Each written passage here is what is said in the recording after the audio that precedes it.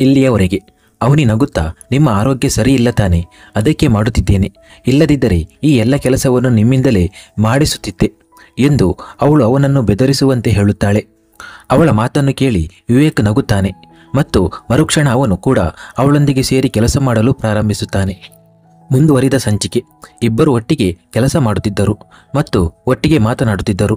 ಅವನಿಯನ್ನು ತಿಳಿದುಕೊಳ್ಳುತ್ತಿದ್ದಂತೆ ಅವಳು ಮೇಲ್ನೋಟಕ್ಕೆ ಎಷ್ಟು ಧೈರ್ಯಶಾಲಿ ಮತ್ತು ಬಿಂದಸಾಗಿದ್ದರೂ ಒಳಗೆ ಅವಳು ತುಂಬ ಮುದ್ದಾದ ಮತ್ತು ಭಾವನಾತ್ಮಕ ಎಂದು ಅವನಿಗೆ ತಿಳಿಯಿತು. ಮಾತುಕತೆಯಲ್ಲಿ ಅವರಿಬ್ಬರು ಅಡುಗೆ ಮನೆಗೆ ತೆರಳಿದರು. ಅವನಿ ಏನನ್ನೋ ಹೇಳುತ್ತಿದ್ದಳು, ವಿವೇಕ್ ಏನನ್ನೋ ಹೇಳುತ್ತಿದ್ದನು.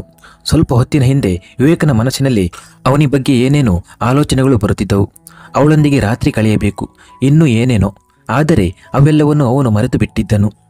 ಈ ಸಮಯದಲ್ಲಿ ಅವನಿಗೆ ಅವನ ಜೊತೆ ಮಾತನಾಡುವುದು, ಅವಳೊಂದಿಗೆ ಕೆಲಸ ಮಾಡುವುದು ಎಲ್ಲವೂ ತುಂಬ ಚೆನ್ನಾಗಿ ಅನಿಸುತ್ತಿತ್ತು. ಅವನಿ ಅಡುಗೆ ಮನೆಗೆ ಹೋಗಿ ತನ್ನ ವೇಷಭೂಷಣವನ್ನು ಸರಿಪಡಿಸಲು ಪ್ರಾರಂಭಿಸಿದಳು.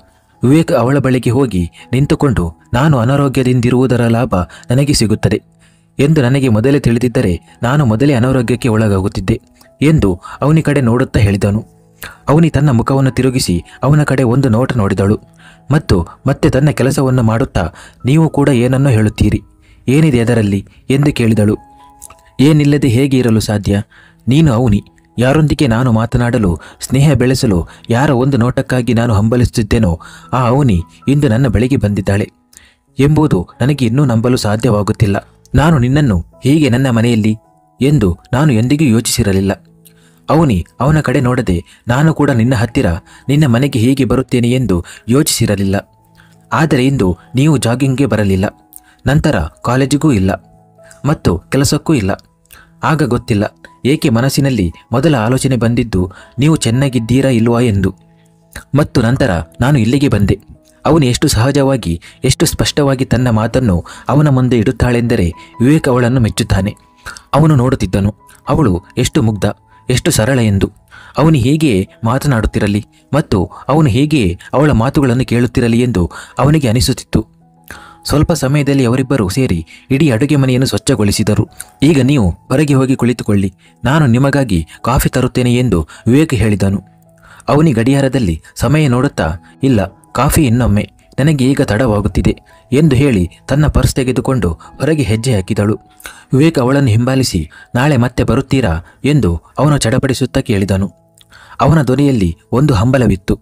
ಅವನಿ ಆಶ್ಚರ್ಯದಿಂದ ಹಿಂತಿರುಗಿ ನೋಡುತ್ತಾ, ಅಂದರೆ ನಾಳೆ ಕೂಡ ನಿಮ್ಮ ಆರೋಗ್ಯ ಸರಿ ಇರುವುದಿಲ್ಲವಾ ಎಂದು ಸ್ವಲ್ಪ ನಗುತ್ತಾ ಹೇಳಿದಳು. ಇದನ್ನು ಕೇಳಿ ವಿವೇಕ್ ಮುಜುಗರಕ್ಕೆ ಒಳಗಾದನು ಮತ್ತು ತನ್ನ ಕೂದಲಲ್ಲಿ ಕೈ ಆಡಿಸುತ್ತಾ, ಅದು ಆರೋಗ್ಯದ ಬಗ್ಗೆ ಗೊತ್ತಿಲ್ಲ, ಆದರೆ ನಿಮ್ಮೊಂದಿಗೆ ಸಮಯ ಕಳೆಯಲು ನನಗೆ ತುಂಬ ಇಷ್ಟ.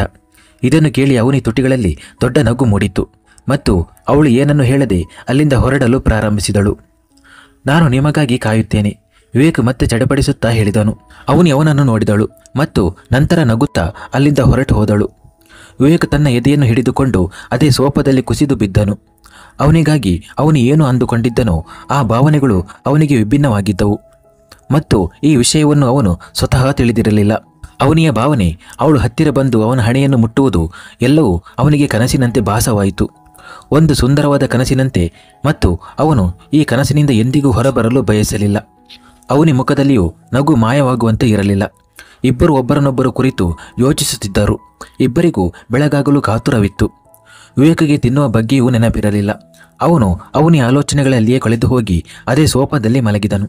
ಅಮೆರಿಕದಲ್ಲಿ ರಾತ್ರಿ ಕತ್ತಲಾಗುತ್ತಿದ್ದಾಗ ಭಾರತದಲ್ಲಿ ಬೆಳಿಗ್ಗೆ ಆಗಿತ್ತು. ಬೆಳಗ್ಗಿನ ಸಮಯ. ಇಂದು ಭಾನುವಾರವಾಗಿದ್ದರಿಂದ ವಿರಾಟ್ ಕಚೇರಿಗೆ ಹೋಗಬೇಕಾಗಿರಲಿಲ್ಲ. ಆದರೆ ಅವನು ತನ್ನ ನಿಯಮಿತ ಸಮಯದಲ್ಲಿ ಎದ್ದನು.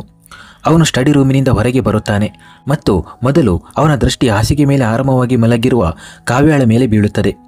ಗುಲಾಬಿ ಬಣ್ಣದ ನೈಟ್ ಸೂಟ್, ಹರಡಿದ ಮೃದುವಾದ ಕೂದಲು ಮತ್ತು ಮುಖದಲ್ಲಿ ಅದೇ ಮುಗ್ಧತೆ.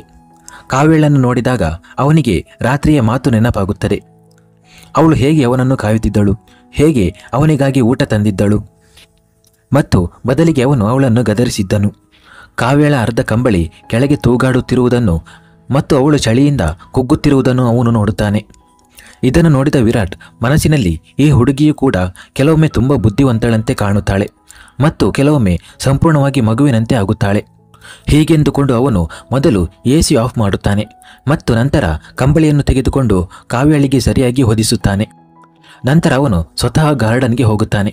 ಅವನು ಹೋದ ತಕ್ಷಣ ಕಾವ್ಯ ಇದ್ದಕ್ಕಿದ್ದಂತೆ ತನ್ನ ಕಣ್ಣುಗಳನ್ನು ತೆರೆದಳು ಮತ್ತು ಎದ್ದು ಕುಳಿತುಕೊಂಡು, ಏನಿದು ವಿರಾಟ್, ಇವನಿಗೆ 2 ಮುಖಗಳು. ಅವನು ನಿನ್ನೆ ರಾತ್ರಿ ನನ್ನ ಮೇಲೆ ಕಾರಣವಿಲ್ಲದೆ ಕೋಪಗೊಂಡಿದ್ದನು, ಅಥವಾ ನನ್ನನ್ನು ನೋಡಿಕೊಳ್ಳುವವನ?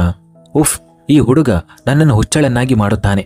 ನಂತರ ಅವಳು ಹತ್ತಿರದ ದಿಂಬನ್ನು ಬಿಗಿಯಾಗಿ ತನ್ನ ಎದೆಗೆ ಒತ್ತಿಕೊಂಡು, ಆದರೆ ಗೊತ್ತಿಲ್ಲ ಏಕೆ ನನಗೆ ಈ ಸ್ಯಾಡಿಸ್ ಈಗ ಇಷ್ಟವಾಗಲು ಪ್ರಾರಂಭಿಸಿದ್ದಾನೆ. ಅವನ ಕೋಪವು ಈಗ ನನಗೆ ಇಷ್ಟವಾಗಲು ಪ್ರಾರಂಭಿಸಿದೆ. ಗೊತ್ತಿಲ್ಲ ನನಗೆ ಏನಾಗುತ್ತಿದೆ ಹೀಗೆಂದುಕೊಂಡು ಅವಳು ಏಳುತ್ತಾಳೆ ಮತ್ತು ಕೋಣೆಯಲ್ಲಿರುವ ಕಿಟಕಿಯನ್ನು ತೆರೆದು ಅಲ್ಲಿ ನಿಂತುಕೊಳ್ಳುತ್ತಾಳೆ. ಅಲ್ಲಿಂದ ವಿರಾಟ್ ಅವಳಿಗೆ ಸ್ಪಷ್ಟವಾಗಿ ಕಾಣುತ್ತಿದ್ದನು. ಆದರೆ ವಿರಾಟ್ ಅವಳನ್ನು ನೋಡಲು ಸಾಧ್ಯವಿರಲಿಲ್ಲ. ಅವನು ತನ್ನ ದೈನಂದಿನ ವ್ಯಾಯಾಮ ಮಾಡುತ್ತಿದ್ದನು. ಕಪ್ಪು ಬಣ್ಣದ ಫಿಟ್ಟಿಂಗ್ ಟೀ ಶರ್ಟ್ ಮತ್ತು ಕಪ್ಪು ಬಣ್ಣದ ಪ್ಯಾಂಟ್ ಮತ್ತು ವಿರಾಟ್ನ ಬಿಗಿಯಾದ ದೇಹ, ಗಾಳಿಯಲ್ಲಿ ಹಾರುವ ಅವನ ರೇಷ್ಮೆಯಂತಹ ಕೂದಲು ಮತ್ತು ಯಾವಾಗಲೂ ಅವನ ಮುಖದಲ್ಲಿ ಒಂದು ವರ್ತನೆ, ಅದು ಅವನಿಗೆ ಸೂಕ್ತವಾಗಿತ್ತು. ಕಾವ್ಯ ಕಿಟಕಿಗೆ ತಲೆ ತಾಗಿಸಿಕೊಂಡು, ಹಾಯ್, ಎಷ್ಟು ನಾಚಿಕೆಗೇಡಿ ರೀತಿಯಲ್ಲಿ ನಾನು ಅವನನ್ನು ನೋಡುತ್ತಿದ್ದೇನೆ ಎಂದುಕೊಂಡಳು. ಆದರೆ ಮರುಕ್ಷಣವೇ ಅವಳು ತನ್ನಷ್ಟಕ್ಕೆ, ಹೌದು, ಏನಾಯಿತು, ನನ್ನ ಸ್ವಂತ ಗಂಡನನ್ನು ನೋಡುತ್ತಿದ್ದೇನೆ, ಬೇರೆಯವರನ್ನಲ್ಲ ಎಂದುಕೊಂಡಳು. ಅರಿವಿಲ್ಲದೆ ಅವಳು ವಿರಾಟ್ನನ್ನು ತನ್ನ ಗಂಡ ಎಂದು ಕರೆದಳು. ಆದರೆ ಈಗ ಅವಳು ಏನು ಹೇಳಿದ್ದಾಳೆ ಎಂದು ಅವಳಿಗೆ ಸ್ವತಃ ಅರಿವಿರಲಿಲ್ಲ. ಯಾರೋ ತನ್ನನ್ನು ನೋಡುತ್ತಿದ್ದಾರೆ ಎಂದು ವಿರಾಟ್ಗೆ ಅನಿಸುತ್ತದೆ. ಅವನು ತಕ್ಷಣವೇ ಇಲ್ಲಿ ನೋಡುತ್ತಾನೆ. ಆದರೆ ಅದಕ್ಕೂ ಮುಂಚೆಯೇ ಕಾವ್ಯ ಇದ್ದಕ್ಕಿದ್ದಂತೆ ಹಿಂದೆ ಸರಿಯುತ್ತಾಳೆ. ಅವಳ ಹೃದಯ ವೇಗವಾಗಿ ಬಡಿಯಲು ಪ್ರಾರಂಭಿಸುತ್ತದೆ. ವಿರಾಟ್ ಕೂಡ ತನ್ನ ಭ್ರಮೆ ಎಂದು ತಿಳಿದುಕೊಂಡು ಮತ್ತೆ ತನ್ನ ವ್ಯಾಯಾಮ ಮಾಡಲು ಪ್ರಾರಂಭಿಸುತ್ತಾನೆ. ಸ್ವಲ್ಪ ಸಮಯದ ನಂತರ ಅವನು ತನ್ನ ಕೋಣೆಗೆ ಹಿಂತಿರುಗುತ್ತಾನೆ. ಅಲ್ಲಿಯವರೆಗೆ ಕಾವ್ಯ ಸ್ನಾನ ಮಾಡಿ ಸಿದ್ಧವಾಗಿದ್ದಳು. ಪೀಚ್ ಬಣ್ಣದ ಪ್ಲಾಜೋ ಶೂಟ್, ಒದ್ದೆಯಾದ ಸಿಕ್ಕು ಬಿದ್ದ ಕೂದಲು, ಕಾಡಿಗೆ ಹಚ್ಚಿದ ಕಣ್ಣುಗಳು, ಕೆಂಪು ತುಟಿಗಳು, ಹಣೆಯಲ್ಲಿ ಹೊಳೆಯುವ ಸಿಂಧೂರ. ಉಫ್, ಅವಳು ಎಷ್ಟು ಚೆನ್ನಾಗಿ ಕಾಣುತ್ತಿದ್ದಳು. ಒಂದು ಕ್ಷಣ ವಿರಾಟ್ನ ದೃಷ್ಟಿ ಅವಳ ಮೇಲೆ ನಿಂತು ಹೋಯಿತು. ಆದರೆ ಮರುಕ್ಷಣವೇ ಅವನು ಸ್ಟಡಿ ರೂಮ್ಗೆ ಹೋಗಲು ಪ್ರಾರಂಭಿಸಿದನು. ಹಿಂಭಾಗದಿಂದ ಕಾವ್ಯ ಗುಡ್ ಮಾರ್ನಿಂಗ್ ಎಂದಳು. ವಿರಾಟ್ ಯಾವುದೇ ಪ್ರತಿಕ್ರಿಯೆ ನೀಡಲಿಲ್ಲ ಮತ್ತು ಸ್ಟಡಿ ರೂಮ್ಗೆ ಹೋದನು. ಇದನ್ನು ನೋಡಿದ ಕಾವ್ಯ ಮುಖ ಸಿಂಡರಿಸಿಕೊಂಡು ಸ್ಯಾಡಿಸ್ ಎಂದು ನಿಧಾನವಾಗಿ ಗೊಣಗಿದಳು. ಸ್ಟಡಿ ರೂಮ್ನಲ್ಲಿ ವಿರಾಟ್ ರಾತ್ರಿ ಎಷ್ಟು ಬೈದರೂ ಇವಳಿಗೆ ಯಾವುದೇ ವ್ಯತ್ಯಾಸವಾಗುತ್ತಿಲ್ಲ ಎಂದುಕೊಂಡನು. ಇಚ್ಛಿಸದಿದ್ದರೂ ವಿರಾಟ್ ಅವಳ ಬಗ್ಗೆ ಯೋಚಿಸುತ್ತಿದ್ದನು ಮತ್ತು ಅವಳ ಬಗ್ಗೆ ಯೋಚಿಸುತ್ತಲೇ ಸ್ನಾನಕ್ಕೆ ಹೋದನು. ಬಾಕಿ ಎಲ್ಲರೂ ಇನ್ನೂ ಮಲಗಿದ್ದರು. ಕಾವ್ಯ ಅಡುಗೆ ಮನೆಯಲ್ಲಿದ್ದಳು ಮತ್ತು ತನಗೂ ಮತ್ತು ವಿರಾಟ್ಗೂ ಚಹಾ ತಯಾರಿಸುತ್ತಿದ್ದಳು. ಸ್ನಾನದ ನಂತರ ವಿರಾಟ್ಗೆ ಚಹಾ ಬೇಕು ಎಂದು ಅವಳಿಗೆ ತಿಳಿದಿತ್ತು. ಅವಳು ಟೋಸ್ಟ್ ತಯಾರಿಸಿದಳು. 2 ಕಪ್ ಚಹಾ ಮಾಡಿದಳು. ಅವೆಲ್ಲವನ್ನು ಒಂದು ತಟ್ಟೆಯಲ್ಲಿ ಇಟ್ಟುಕೊಂಡು ತನ್ನ ಕೋಣೆಗೆ ಹೋದಳು. ಅಷ್ಟರಲ್ಲಿ ವಿರಾಟ್ ಕೂಡ ಸ್ನಾನ ಮಾಡಿ ಹೊರಗೆ ಬಂದು ಸಿದ್ಧನಾಗುತ್ತಿದ್ದನು. ಕಾವ್ಯ ಕೋಣೆಗೆ ಬರುತ್ತಾಳೆ. ಇಬ್ಬರ ಕಣ್ಣುಗಳು ಸಂಧಿಸುತ್ತವೆ ಮತ್ತು ಇಬ್ಬರು ಒಬ್ಬರನ್ನೊಬ್ಬರು ಆಶ್ಚರ್ಯದಿಂದ ನೋಡುತ್ತಾರೆ. ವಿರಾಟ್ ಏಕೆಂದರೆ ರಾತ್ರಿ ಅಷ್ಟು ಹೇಳಿದರೂ ಈಗ ಮತ್ತೆ ಉಪಹಾರ ತಂದಿದ್ದಾಳೆ ಎಂದು, ಮತ್ತು ಕಾವ್ಯ ಏಕೆಂದರೆ ಭಾನುವಾರ ಆಫೀಸ್ನ ಬಟ್ಟೆಗಳನ್ನು ಧರಿಸಿ ಏಕೆ ಸಿದ್ಧನಾಗುತ್ತಿದ್ದಾನೆ ಎಂದು ಆಶ್ಚರ್ಯಪಡುತ್ತಿದ್ದಳು. ಅವಳು ಉಪಹಾರದ ತಟ್ಟೆಯನ್ನು ಮೇಜಿನ ಮೇಲೆ ಇಡುತ್ತಾ, ತಿಂಡಿ ಎಂದು ಹೇಳಿದಳು.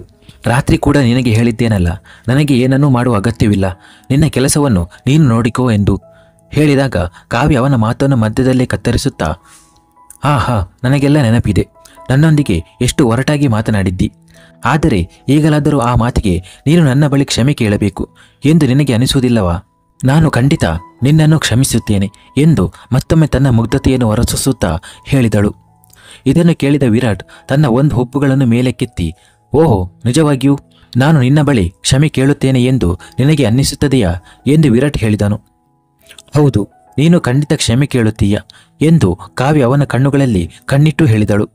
ವಿರಾಟ್ ತನ್ನ 2 ಕೈಗಳನ್ನು ಕಟ್ಟಿಕೊಂಡು, ನಾನು ಹೇಳದಿದ್ದರೆ ಎಂದು ಪ್ರಶ್ನಾರ್ಥಕವಾಗಿ ಕೇಳಲು ಕಾವ್ಯ ಅವನ ಕಡೆಗೆ 2 ಹೆಜ್ಜೆ ಇಡುತ್ತಾ, ಆಗ ನಾನು ತಾತನಿಗೆ ಹೇಳುತ್ತೇನೆ ಎಂದು ಹೇಳಿದಳು. ಓಹೋ, ಒಳ್ಳೆಯದು, ನಾನು ಹೆದರಿಕೊಂಡೆ. ವಿರಾಟ್ ಮುಖ ಸಿಂಡರಿಸಿಕೊಂಡು ಹೇಳಿದನು. ದೊಡ್ಡದಾಗಿ ಬಂದಳು, ಕ್ಷಮೆ ಕೇಳು ಎಂದು.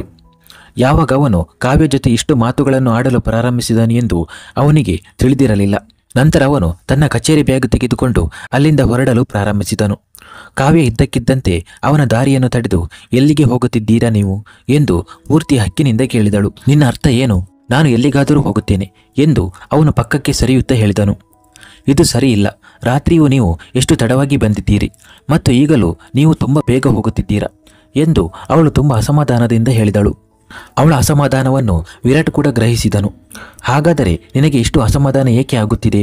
ನಾನು ಯಾವಾಗಲಾದರೂ ಬರುತ್ತೇನೆ, ಯಾವಾಗಲಾದರೂ ಹೋಗುತ್ತೇನೆ ಎಂದು ವಿರಾಟ್ ಹೇಳಿದಾಗ ಒಂದು ಕ್ಷಣ ಕಾವ್ಯ ಮೌನವಾದಳು. ಅವಳಿಗೆ ಏನು ಹೇಳಬೇಕೆಂದು ತಿಳಿಯಲಿಲ್ಲ. ವಿರಾಟ್ ಅವಳ ಮುಖದಲ್ಲಿ ಬರುವ ಭಾವನೆಗಳನ್ನು ನೋಡುತ್ತಿದ್ದನು. ಕಾವ್ಯ ಏನನ್ನೂ ಹೇಳದಿದ್ದಾಗ ಅವನು ಅಲ್ಲಿಂದ ಹೋಗುತ್ತಾ, ನಿನ್ನ ಮಿದುಳಿಗೆ ಚಿಕಿತ್ಸೆ ಕೊಡಿಸು ಎಂದು ಹೇಳಿದನು. ಹಿಂಭಾಗದಿಂದ ಕಾವ್ಯ, ಹೌದು, ನನಗೆ ಅಸಮಾಧಾನ ಆಗುತ್ತಿದೆ, ತುಂಬ ಜಾಸ್ತಿಯೇ ಆಗುತ್ತಿದೆ, ಮತ್ತು ಏಕೆ ಆಗುತ್ತಿದೆ ಎಂದು ನನಗೆ ಗೊತ್ತಿಲ್ಲ. ರಾತ್ರಿಯೂ ನೀವು ತಡವಾಗಿ ಬಂದಾಗಲೂ ಆಗುತ್ತಿತ್ತು, ಮತ್ತು ಈಗ ನೀವು ಹೋಗಲು ಆಗುತ್ತಿದೆ. ನನಗೆ ಗೊತ್ತಿಲ್ಲ, ಇದು ನನಗೆ ಏನಾಗುತ್ತಿದೆ, ಏನೂ ಅರ್ಥವಾಗುತ್ತಿಲ್ಲ. ನನಗೆ ನಿಮ್ಮ ಸಹವಾಸ ಚೆನ್ನಾಗಿರಲು ಪ್ರಾರಂಭಿಸಿದೆ ಎಂದು ಒಂದೇ ಉಸಿರಿನಲ್ಲಿ ತನ್ನ ಮಾತನ್ನು ವಿರಾಟ್ ಮುಂದೆ ಇಟ್ಟಳು.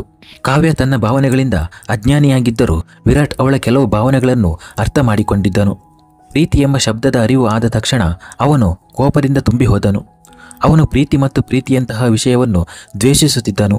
ಆದರೆ ಇನ್ನು ಅವನು ತನ್ನ ಕೋಪವನ್ನು ನಿಯಂತ್ರಿಸಲು ಪೂರ್ಣ ಪ್ರಯತ್ನ ಮಾಡಿದನು ಮತ್ತು ಅಲ್ಲಿಂದ ಹೋಗಲು ಪ್ರಾರಂಭಿಸಿದನು. ಕಾವ್ಯ ಇದ್ದಕ್ಕಿದ್ದಂತೆ ಅವನ ಕೈಯನ್ನು ಹಿಡಿದುಕೊಂಡಳು.